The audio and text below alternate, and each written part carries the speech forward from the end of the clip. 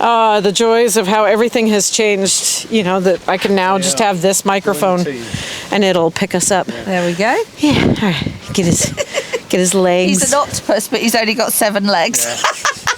He's a special one. He had an amputation. That's okay. All right. I am here at Berck-sur-Mer, France, and I have some new friends that I've known online up to this point, but we've met in person. Would you care to introduce yourselves? Yeah, so we're Octoposse Kite Team because we mainly fly octopus, but we have a lot of other things as well. Just a few. And it's posse because we've got lots of sea-themed stuff. Yeah. Ooh. And they're the friends of the octopus. Right now you have some fish out. I can't see around the corner very well. So is that a seahorse? That's Rolf's seahorse. Okay. We're flying the zebra fish. Yeah. Maintaining safety while we're all back in here. Just in case.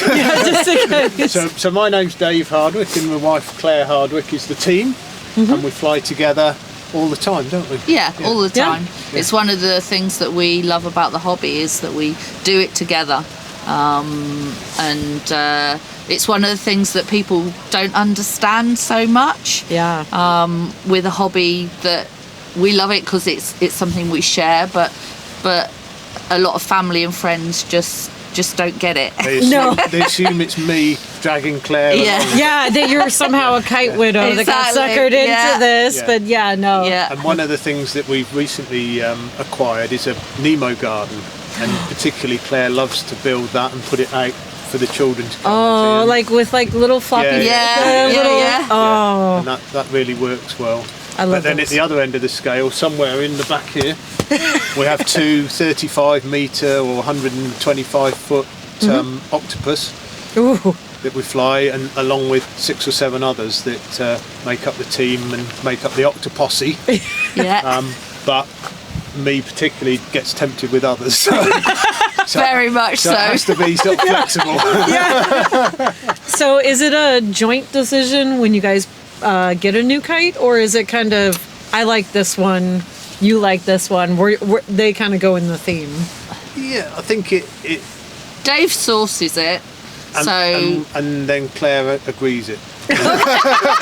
Except for the Nemo garden. Rubber stamp it. Yeah, I mean it works both ways. That we both sort of have to feel comfortable with it. So we've never had anything that I've thought I would have and Claire doesn't like it, so I'll have it anyway. It's always like, no, I don't like it, so okay, we won't. But generally, we both like it to some degree or other. And go from there. I mean, as a totally off the marine theme, this bag has our food in it. We have sausage, egg, and chips, or French fries, with some mushrooms. And that just came up, and it was like. Oh, and a tomato sauce splat. I know it doesn't match, but we're going to have it. I just want one different theme for something. So yesterday we were flying that in perfect wind, and we had 10 French fries, 3 mushrooms, and 5 egg, and a 20-foot sausage. And you must never put that up first. No. Out of context, this is always like the weirdest conversations, right? If I were just to clip this audio and be like, I have a bag of French fries, ketchup splat, and a 20-foot sausage. You asked earlier about how we started in kite flying, and I suppose typically, like so many people, as a child, I had a Peter Powell stunt kite and a couple of others. But also, you've got a family connection with aviation. A father who worked for. He worked on Concorde. Oh wow! Brother that was a air traffic controller. Another brother that's got his private pilot's license. So, and you used to build model aeroplanes with your dad and your youngest brother from so high, didn't you? So something in the air has always been a connection. And sort of kites took a back seat in teenage and sort of young years, and then we went to France and found a parafoil two-line kite in a camping store. It was in the roof and display, and we convinced them to sell it. It was to full us. of balloons, and Yeah. we went, oh wow. I want that. And we said, oh, do you sell those? No. Would you sell that one? Oh, yeah. So And that went around the world, to California, to various parts of America and Asia, and that, just on family holidays, but on the beach, and then we came to France one year, and there was a market stall in the village, and we bought a few small kites. and there was a some line festival that we laundry. went to, and we didn't really realise that there was a festival scene. Yeah. And we went to this festival and walked around the field and just went, oh, wow, wow. And then the slide got really steep. Yeah. Once I started working or travelling to China regularly, and like 10 times a year, and I don't know how, but kites used to arrive at the factory, and then I would bring them home with me. and we got to the point where I know that a 42 square metre trailer bike will just fit into your suitcase. So we did that, and I even had work colleagues bring stuff back for me. So we did. So that's when the collection really exploded, wasn't it? Yeah. And of course, every new big kite you get is really big, and then you buy the next biggest one, and that one becomes smaller and smaller. And we and smaller. laugh now about how, the ones that we now just sort of pull out the bag and say, no problem, were the ones that were the really big ones to start with, and you just have to build your skills and confidence and take the time and develop. That's a conversation I've had a lot with people kind of getting into kite flying, because of course they see the big inflatables or the line laundry stuff, and they're like, oh, I want that, and then they go online and they buy a big one. I was going to say, the danger is you can just buy it. And for better or worse, often they're buying it off of Amazon or Temu, so it's not necessarily a proven design. It's something that is potentially a bad rip-off with inherent danger. And they're like, oh, I'll just go out and fly it, and I'm like, no, please do that. Please don't, your best bet is to find someone who already knows big kite flying, and they can show you, this is my setup procedure, this is my takedown procedure. And even now, we've been flying for quite a few years, but only the other day the Awita team were here, and they showed us something and went, oh, that's so much easier. You're forever learning and being open-minded to it, because if you're prepared to accept information, it's there to be taken. But some people don't. But as long as you're happy to always learn, and no question is a stupid question. Exactly. And it's amazing what you can pick up. But I think also in terms of because we always fly together, you become intuitive as to what you're doing and how you're going to do it. And often people will come and offer help, and you're not being rude by saying no. You actually would prefer you have your routine. And that's actually it sounds strange, but more people add risk sometimes, because they absolutely do. They do things that you don't expect, and they do things a different way, and But it is funny sometimes talking about us flying as a couple, and especially for me, how often older, more experienced kite flyers assume that because I'm stood there, I'm just stood there because I'm, oh, could you just stand? Dave said to me, oh, could you just stand and just check that everything's okay? Hold I'm just going to the restroom. Actually, I do know what I'm doing. I love when I come onto the kite field, if I'm not wearing anything branded, and say, I have my hair up so you can't see the bright red, right? And when I'll ask people, kind of like I'm inexperienced, right? And see how they would treat an inexperienced person and how they approach people. And I think because also it is I would say male dominated. It is. It's just interesting to see the reactions to a flyer as a woman. Although to be fair, other couples like Petra and Marcel and Marcus and Katia.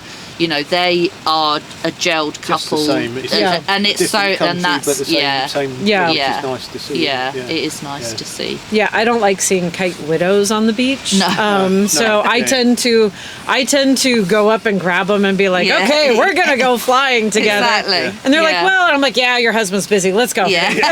We're gonna go have fun. And perhaps they might not enjoy it, but they might. You know, so you got to try it. Yeah, unfortunately, I've found sometimes, and I understand, rightfully so. Like, you have to have your ritual of setting out, launching, your ritual of taking down, and some people get very specific about it. And so even having their spouse get involved might be problematic. So they're like, no, just go sit over there. And I'm like, prime opportunity for me to introduce you to other kite flying, right? Cool, they have their sport kite flyer, let them do their thing. I'm gonna walk you over to the wind garden. We're gonna introduce you to this. And that's the great thing about festivals. I mean, we love to fly, just the two of us, unfortunately we don't live in the UK close to the beach.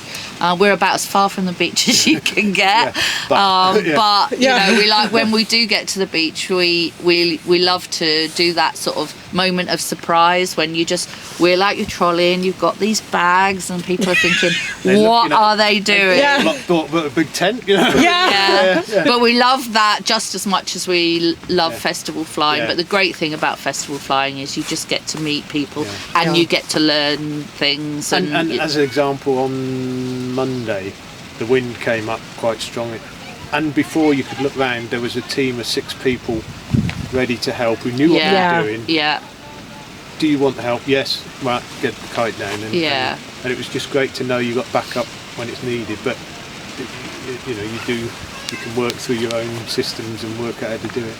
I where I'm at in the States, I have a chance to be close to a handful of the big kite flyers that also, they do the ice flying, and then they've also done flying off the back of boats and jet skis, right? And they've perfected that system.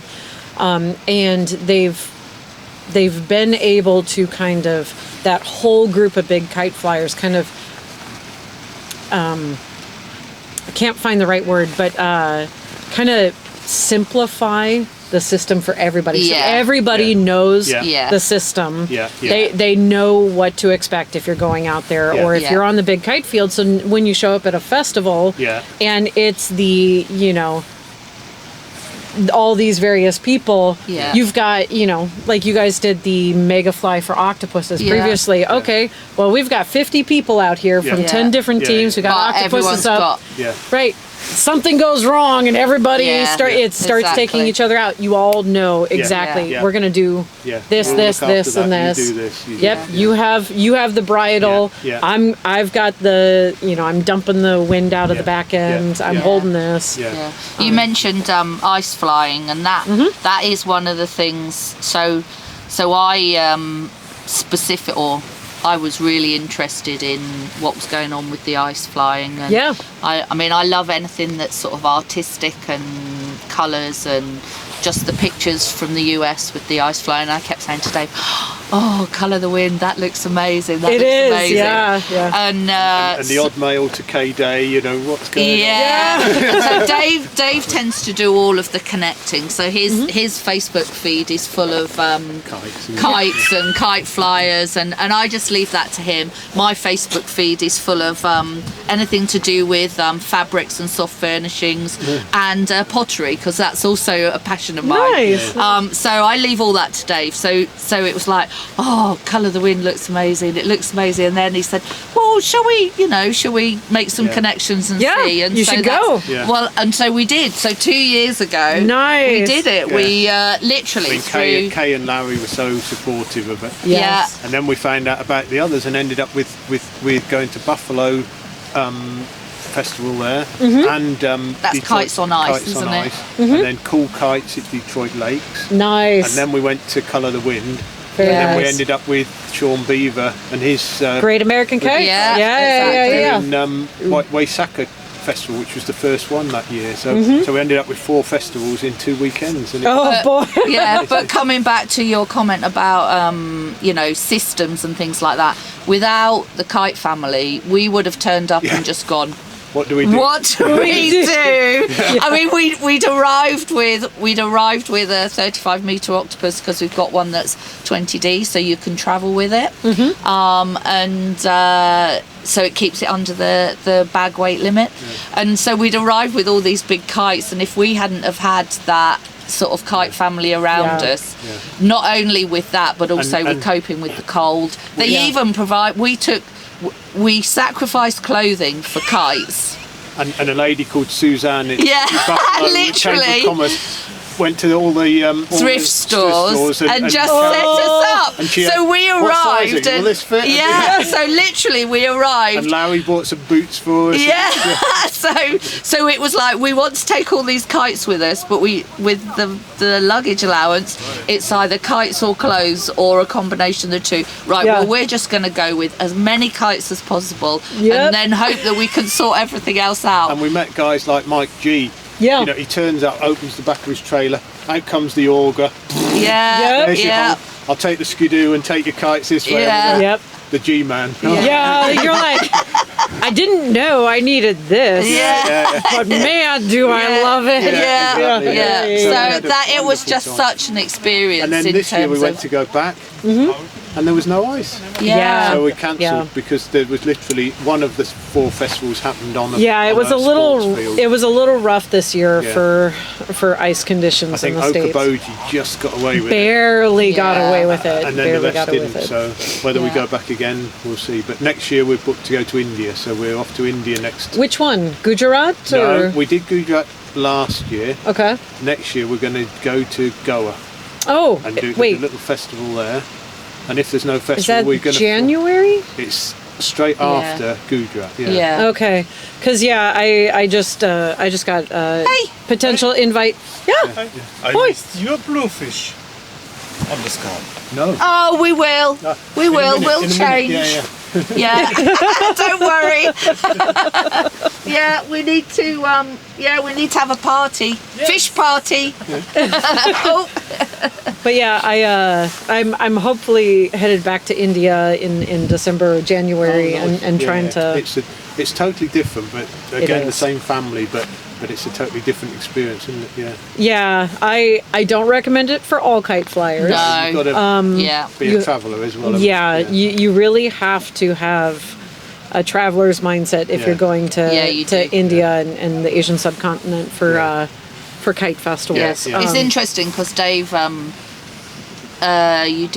you went to India a lot with work, didn't you? And you used to say, India, no, not again, no. And then it becomes special. There's something about it. It really does. You can't explain, and then you look back at the photos, and people are looking at your photos, and they're like, really? I did 2 events. I did one in Delhi, in the city, and there was smoke from burning trash piles, and there's all this other stuff, and people are like, oh, it's horrible. I'm like, I don't know how to explain it. I was like, there's something special, and the people are beautiful.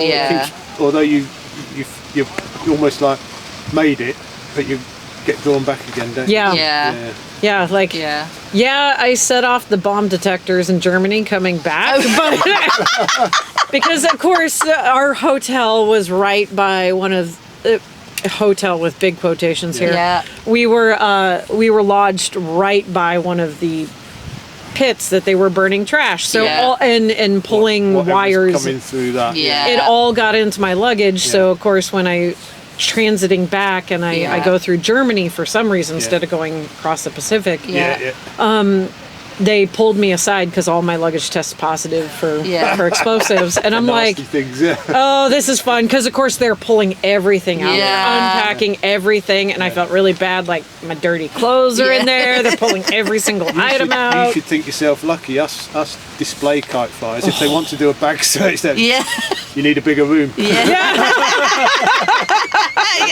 Sorry, you need a bigger. We went to we took the van to Ireland, and it was a security check, and the lady said, can you open the door? So I opened the doors, And you can see her think, okay. Yeah. Done. Go. Yep. But the funny thing was, she opened the side door, and in there she pointed to a bag which had ladybirds on the outside of it, just like a shopping bag. Ladybirds on the outside of it, and she went, "What's in there?" And Dave went, "Ladybirds," because it really was. It was ladybird ground bouncers, and she sort of went. You could see her thinking, "Okay, Like, smart ass, yeah. okay," and just went right. Dude, I have to say, especially nowadays, traveling like with my phone, because I traveled a lot as a kid, and we didn't have cell phones like this, Yeah. but traveling now with my phone, whenever I get that strange look, you're telling people it's like kites. I'm like, hold on, this, Yeah, we do the same. Yeah, do you see them? They're like, Yeah. okay. Because they think kites, it'll be like a very small delta or and you go, no, not really. Big Yeah. Well, anything else y'all want to share? I know you said you're with the Midlands Kite Flyers. Yeah, Midland Kite Flyers, which is one of the biggest groups in the UK. Been going. We did our Emerald. No, Sapphire anniversary. Yeah. Oh wow! So it's been going well. Although, like many kite clubs, I think generally people are doing their own thing and doing it online and that, but we still welcome new members and try and sort of build interest in kites wherever we can, offer insurance and stuff like that, which is nice. Important. Yeah.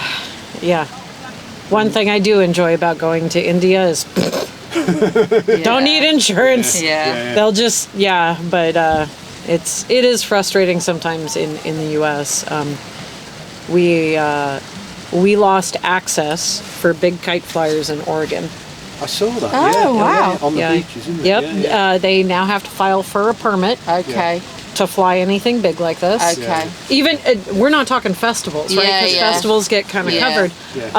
If you wanted to travel to Oregon and you wanted to put up a kite like this, you'd have to file a permit. Okay. And have proof of insurance. So you're looking at $250 to $500 just to go out and fly your kite.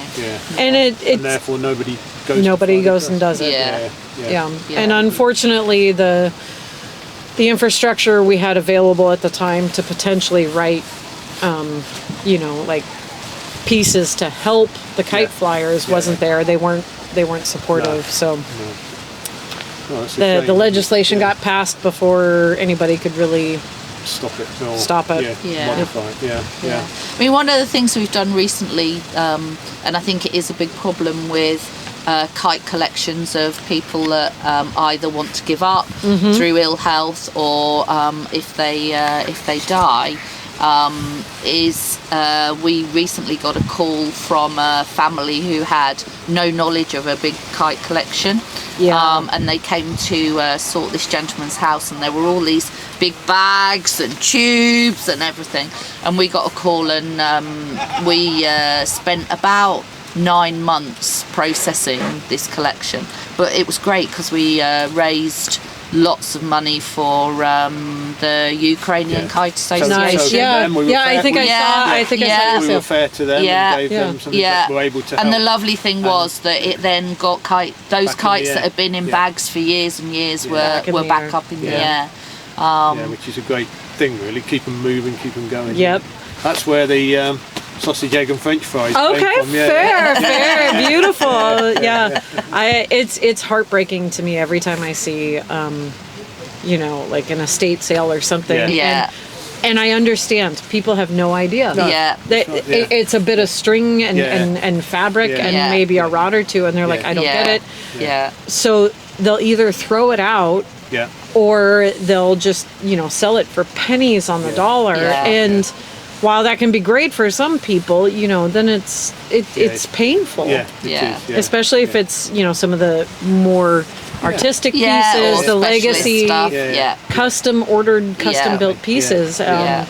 Unfortunately, the public's idea or their gauge or barometer hasn't been built. All we want is for those items to be back up in the air. Exactly.